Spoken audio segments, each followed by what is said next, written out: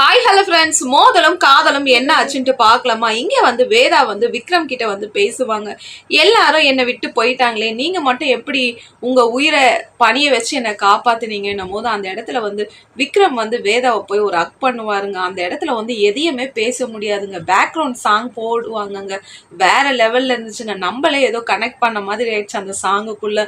அப்போ விக்ரம் வந்து சொல்லுவார், என் உயிர் நீயா இருக்கும் போது நான் உன்னை விட்டு எப்படி போகணும் போது, அப்பா இதுக்கோசம் தான் வேதா வந்து இவ்வளோ நாள் கஷ்டப்பட்டு இருந்தாங்க. ஏன்னா வேதாக்கு வந்து விக்ரம் மீது வந்து ஒரு அளவு கடந்த காதல் இருந்துச்சு. இதை விக்ரம் வந்து நான் தான் ரொம்ப ஜென்டில்மேன், நான் எந்த பொண்ணையும் பார்க்க மாட்டேன், பேச மாட்டேன்னு எல்லாத்தையும் இவர் சொல்லுவாருங்க.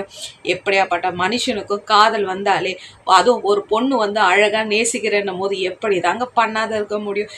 அதுவும் நம்ம விக்ரம் வந்து வேதாவை அக் பண்ணி அந்த நெருப்போட சூழலெல்லாம் காமிச்சு சொல்லுவார், நீ என் உயிராக இருக்கும் போது நான் உன்னை ஒருபோதும் விட்டு போக மாட்டேன். எனக்கோசரம் நீ எவ்வளோ பிரச்சனையும் கஷ்டத்தையும் அசிங்கமும் நீ பட்ட, நான் இதுமேட்லேருந்து நான் உன் கூட தான் இருப்பேன்ட்டு வேதாவை சொல்லுவாருங்க. ஐயோ அப்பா, அந்த சீனு வேற லெவலில் இருந்துச்சுங்க. இந்த வாரம் ஃபுல்லாக என்டர்டைன்மெண்ட்டுக்கு அளவே இல்லைங்க.